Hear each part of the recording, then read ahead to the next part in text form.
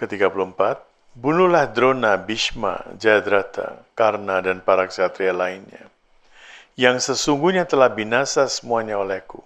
Jangan takut, berperanglah, lawanlah mereka, kau pasti berhasil menaklukkan lawan-lawanmu semua. Lawan-lawan ini ada di luar, di medan perang. Tentu kita sekarang tidak perlu bunuh pakai bom atau pakai apa. Kita melihat ke dalam diri sendiri. Lawan-lawan kita itu juga ada dalam diri kita sendiri. Musuh-musuh kita. Musuh bagi kehidupan kita. Tadi sore atau pagi ada video baru tentang raksasa-raksasa yang kita harus hadapi. Cerita dari Ramayana. Nanti kalau belum nonton. Raksasa-raksasa yang kita hadapi ada di luar, ada juga di dalam diri kita. Bagaimana kita menghadapi mereka? Bagaimana kita mendetoks kehidupan kita dari raksasa-raksasa seperti itu? Bukan cuma detoks badan, detoks pikiran, detoks rasa, dan detoks kehidupan kita. Bagaimana kita bisa hidup dengan shreya, dengan kemuliaan. Ke-35, Sanjaya mengatakan, Sanjaya adalah saiznya dan penasihat pribadi, pengawal pribadi dari Raja Dhritarashtra, dia yang sedang menjelaskan semuanya ini. Dia mengatakan kepada Dhritarashtra, kepada majikannya, mendengar Krishna bersabda demikian, Arjuna menundukkan kepala, menangkupkan kedua tangannya di depan dada, dengan penuh rasa takut, cemas, dan suara gemetar. Ia mengatakan, ke-36, Wahai Krishna, tepat sudah bila semesta memujimu dengan hati penuh kasih, dan mengagungkan kemuliaanmu. Sementara itu, mereka yang bersifat raksasa, para pendusta dan pelaku kejahatan, berlari ke segala penjuru karena ketakutan, dan para siddha yang telah mencapai kesempurnaan diri bersujud padamu. Raksasa lari, para siddha yang sedang tahu bahwa ini yang akan terjadi, para resi, para pelaku spiritual yang sudah berhasil, siddha sudah berhasil menaklukkan indranya. Dia menguasai indranya, dia menguasai pikirannya. Mereka pun tahu apa yang akan terjadi, mereka bersujud padamu. 37, wahai Krishna, mengapa pula mereka tak akan bersujud padamu? Karena sesungguhnya engkau adalah yang maha menyebabkan Brahma, sang pencipta, dapat mencipta. Wahai yang tertinggi dari yang paling tinggi, wahai Devesha Krishna, penguasa para dewa, Jagan Nivasa, Krishna penompang alam semesta. Engkaulah kebenaran sejati, keberadaan, ketiadaan, dan engkau pula yang maha melampaui kedua-duanya. Sungguh engkaulah Brahman, jiwa agung, yang tak terpunahkan, kekal abadi. Prambanan, Candi Prambanan di Jawa Tengah, dekat Jogja. Nama asalnya adalah para Brahman. Para Brahman adalah Tuhan yang maha agung yang tidak bisa dilihat. Avyakta, tidak bisa dijelaskan. Tidak bisa terlihat, tidak bisa kita terpikirkan, acintya. Tapi candi-candi itu, dulu banyak candi dalam kompleks itu. Sekarang tinggal berapa yang besar. Dari yang maha tidak terlihat, dari yang abstrak, menjadi yang terlihat. Kita pun demikian. Sinar, soul, atma yang tidak terlihat mengekspresikan dirinya lewat badan kita, lewat pikiran kita, lewat brain kita, otak kita, sedang mengekspresikan dirinya. Apa yang Arjuna katakan kepada Krishna ini juga adalah untuk mengingatkan diri kita tentang Krishna, tentang kekuatan yang sama yang sedang mengungkapkan dirinya lewat kita. Seorang dokter, dia sedang mengungkapkan dirinya sebagai dokter. Seorang profesional, pegawai negeri, insinyur, apapun kegiatan kita, teknisi, pengajar, dia sedang mengungkapkan dirinya lewat itu semua. Tugas kita apa? Dalam playground ini, seperti di sekolah kita mau bikin drama, ada yang menjadi Hanuman, ada yang menjadi Rawana, ada yang menjadi Rama. Kalau tidak ada yang menjadi Rawana, siapa yang akan memainkan peran itu? Tidak akan ada cerita Ramayana. Kalau tidak ada yang menjadi Dushasana dan Duryodhana, tidak ada yang melecehkan Draupadi, tidak akan terjadi perang. Senjata-senjata yang ditimbun selama beratus-ratus tahun tidak akan bisa dihabiskan, tidak bisa dimusnahkan. Tujuan Krishna dalam perang ini adalah untuk memusnahkan senjata. Karena mau dibikin peraturan seperti apapun juga, ada orang yang sembunyi-sembunyi bikin senjata, mau diapakan. Sekarang juga terjadi begitu. Jadi Krishna mengumpulkan semuanya ini dalam 18 hari. Semua senjata terpakai, termasuk Brahmastra, senjata yang paling ampuh, nuclear head. Semuanya terpakai, semuanya dipakai habis. Terjadi tsunami di mana-mana, terjadi gempa bumi di mana-mana, radiasi di mana-mana. Mohenjo-daro, Sindhu, di mana di tepi sungai Sindhu, para resi menerima Veda. Hancur lebur. Di sini terjadi dampaknya. Ring of Fire, semuanya ini karena dampak-dampak yang dibuat-buat. Ada potensi dari alam, tapi juga ada dampak dari kebodohan kita sendiri, keserakahan kita sendiri, kehancuran yang kita sebabkan, maka potensi alam yang tadinya tertidur, terpicu. Lagi-lagi saya ingatkan, apapun yang sedang dijelaskan ini, kita bisa kaitkan dengan kehidupan kita, badan kita, pikiran kita. Tergantung sekarang pemicunya. Saya mungkin pernah cerita, seorang anak Shravan Kumar, orang tuanya dua-duanya buta. Sebelum mati, mereka bilang kepada anaknya, kita ingin sekali bertirtha-yatra, ziarah ke tempat-tempat suci. Maka Shravan Kumar miskin sekali. Nggak bisa naik kereta, nggak bisa, zaman dulu naik kereta kuda atau apa, itu pun dia nggak bisa sewa. Dia membuat keranjang, pikul, ya. 2 keranjang, di satu dia taruh bapaknya, satu lagi ibunya. Dia membawa mereka keliling. Ketika mereka sampai di satu tempat, sekarang katanya, saya nggak tahu persisnya, katanya sekitar kota Mumbai, tapi ini bisa jadi kota manapun juga. Waktu itu belum ada kota Mumbai, ini cerita 12.000 tahun yang lalu, zamannya Ramayana. Sampai sekitar situ, bapak minta dibawakan air kepada anaknya. Si anak ini, entah apa yang terjadi, dia sudah kelilingin orang tuanya kemana-mana. Dia taruh 2 keranjang itu dengan penuh marah. Dia bilang, saya udah capek pak, minta air lagi. Ibu mau menegur dia, sang bapak bilang jangan tegur.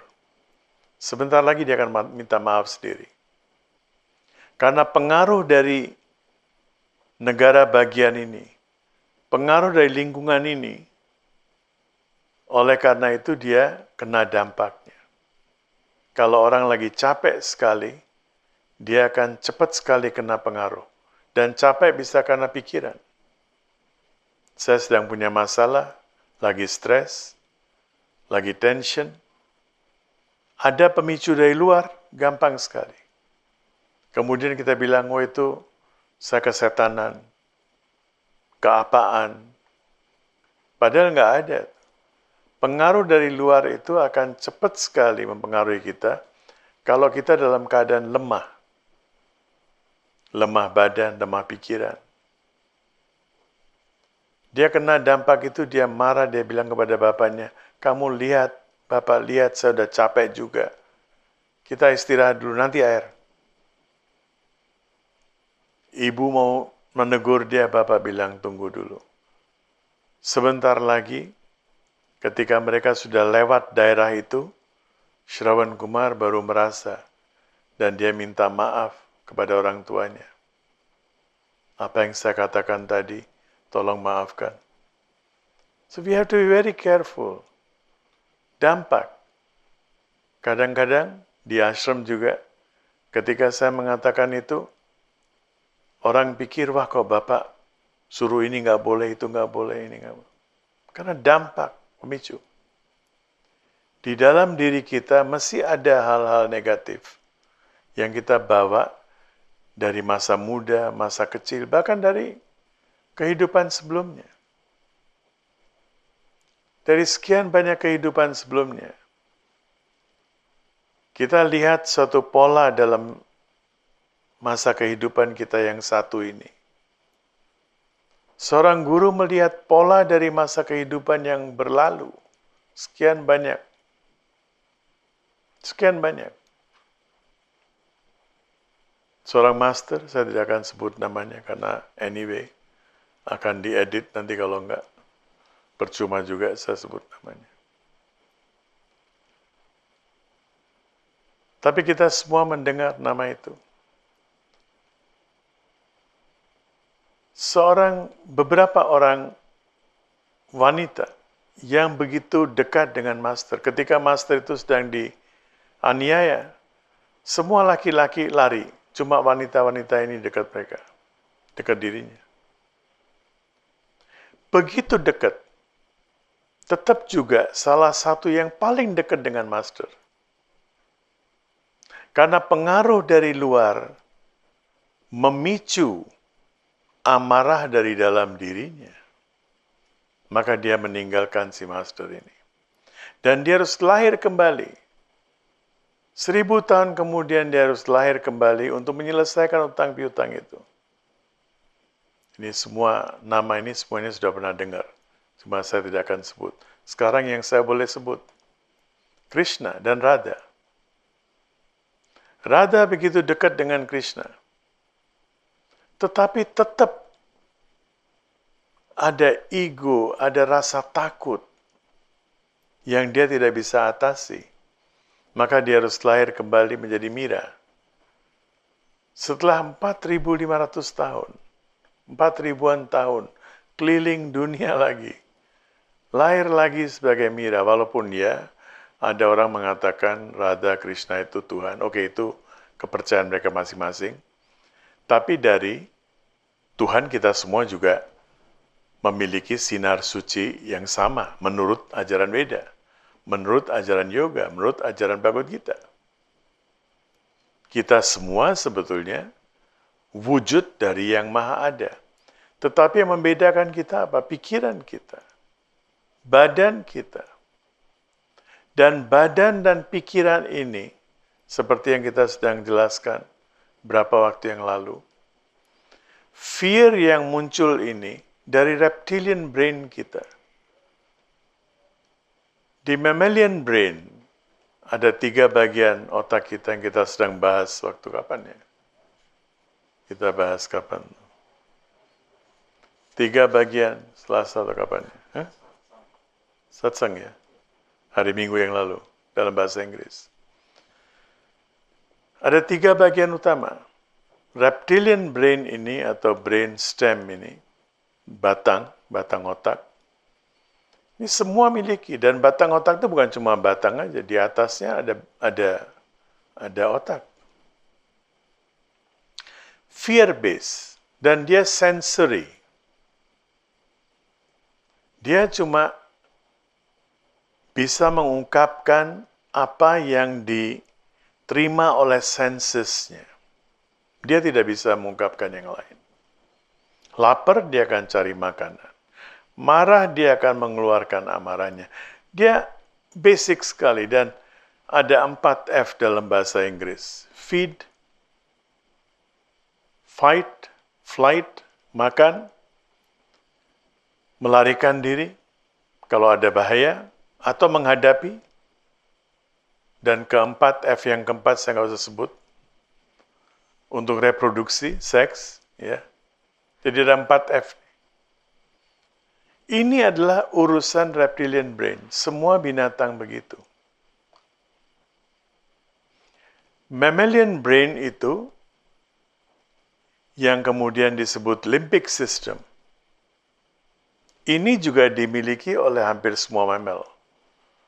Semua binatang yang masuk dalam kategori mammal itu, mamalia, di situ ada. Dan di situ kita baru mulai kenal cinta, keterikatan dengan keluarga, ngurusin keluarga. Ini semua mamalia ini. Kalau reptilian brain, dia nggak peduli siapa-siapa. Dia banyak orang seperti itu yang baru reptilian brain-nya yang bekerja. Mamalia dia mulai peduli dengan keluarga. Dia akan membuat keluarga, membangun rumah atau apa. Dia mulai mengenal emosi. Belum bau. Belum the inner feeling. Belum bisa masuk ke devosi. Belum bisa masuk ke bakti. Dan kalau di situ dia terjadi sesuatu, misalnya anaknya dalam kondisi bahaya, anaknya begitu dalam kondisi bahaya, dia melihat anaknya dalam kondisi bahaya, dia akan terjun, jatuh bebas ke dalam reptilian brain, dan dia akan menjadi fearful. Dia akan menjadi penuh takut. Jadi perjalanan kita selama ini antara mammalian brain, reptilian brain, mammalian brain. Senses and emotion. Dan ketika medis mengatakan thinking brain itu adalah neocortex, bukan. Karena di emosi itu ada thinkingnya. Sudah ada thinkingnya, orang sudah bisa berpikir. Di mammalian brain itu orang sudah bisa berpikir. Mamalia ini bisa berpikir. Binatang itu bisa berpikir. Bukan cuma beremosi saja. Walaupun pikirannya belum matang. Belum sepenuhnya berkembang. Ketika kita masuk ke dalam brain ketiga, bagian ketiga yang adalah human brain, neocortex, kita baru bisa menimbang. Seluruh ajaran yoga, seluruh ajaran Vedanta ini mengatakan bahwa di atas neocortex pun, di atas urusan menimbang pun, viveka pun, masih ada satu lagi yang lebih tinggi lagi, yaitu consciousness, buddhi, chaitanya. Ini belum tersentuh, karena selama ini medis baru bicara tentang brain, tentang hardware-nya. Dia belum bisa melihat bahwa di luar brain ini ada pengendali. Dan seluruh ajaran Bhagavad Gita, yoga, mengajak kita untuk ke yang keempat. 3 ini kita harus lewati sementara kita semua kebanyakan masih berada di 2, reptilian dan mammalian. Kita belum cukup menggunakan neocortex kita. Sehingga kalau terjadi masalah dengan keluarga kita akan kehilangan cara berpikir yang wajar. Misalnya saya punya masalah di rumah tangga saya. Saya ketemu dengan orang, saya bisa marah-marah. Padahal masalah saya di rumah saya.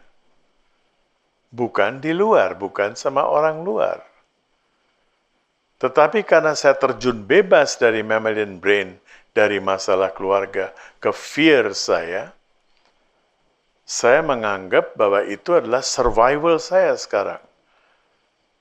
Apa yang terjadi pada keluarga saya itu sedang terjadi pada diri saya. Kalau mereka terjadi apa-apa, saya juga akan celaka, maka fear-nya muncul. Dan dalam kondisi fear itu, banyak orang yang jatuh. Sudah mencapai tingkat yang cukup lumayan, cukup tinggi, tapi dia bisa jatuh lagi hanya karena fear. Di sini pun demikian. Arjuna sudah kenal Krishna sejak sekian lama. Tapi melihat kondisi di medan perang yang kalau menggunakan senses, menggunakan indera, menggunakan reptilian brain, lihat, medis mengatakan reptilian brain tidak bisa hitung-menghitung. Bhagavad Gita mengatakan reptilian brain pun bisa hitung-menghitung. Kalau dia tidak bisa hitung-menghitung, dari mana dia bisa menentukan ini bahaya? Di situ kita berbeda. Bisa hitung-menghitung, tapi hitung-menghitungnya sangat terbatas. Bahaya, tidak bahaya. Keluarga, bukan keluarga. Kalau bukan keluarga terjadi, oke, saya merasa nggak enak, tapi no problem, bukan keluarga saya. Kalau keluarga saya yang terjadi, saya merasa terdesak. Semuanya ada, cuma belum fully develop. Hitung-menghitungnya juga ada, sehingga dia bisa tahu bahaya atau tidak bahaya. Kapan lapar, ini juga hitung-menghitung. Hitung-menghitung, berikan makanan kepada anjing. Siapa yang membuat? Maslow atau siapa yang membuat?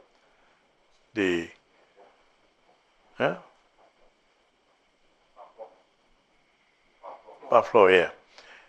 Dia yang membuat penelitian ini. Berikan makanan kepada anjing. Pada jam yang sama ada suara bel. Maka setiap hari pada waktu itu dia akan datang untuk mencari makanan. Dan air liurnya mulai keluar. Kadang-kadang nggak dikasih makanan, cuma dibunyikan suara bel, tetap dia akan datang.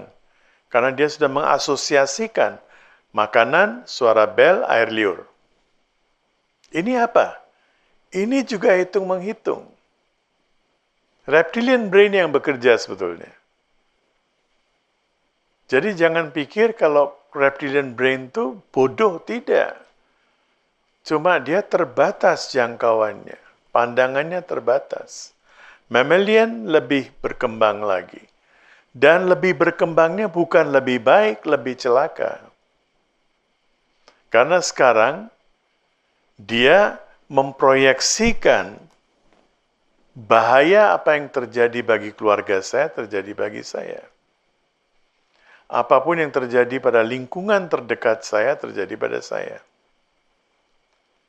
Dan dalam bahaya itu, dia bisa terjun bebas lagi ke reptilian brain, menghadapi atau lari. Ini yang belum bisa dirumuskan oleh ahli psikologi saat ini, oleh ahli medis saat ini, bahwa reptilian dan mammalian ini, dua-duanya nggak bisa dipisahkan. Yang baru bisa berpikir secara jernih itu adalah the human brain, neocortex. Itu pun baru human. Kalau mau masuk ke cosmic consciousness, yang itu pun harus kita lewati. Dan Bhagavad Gita mengajak kita ke situ. Oke, terima kasih.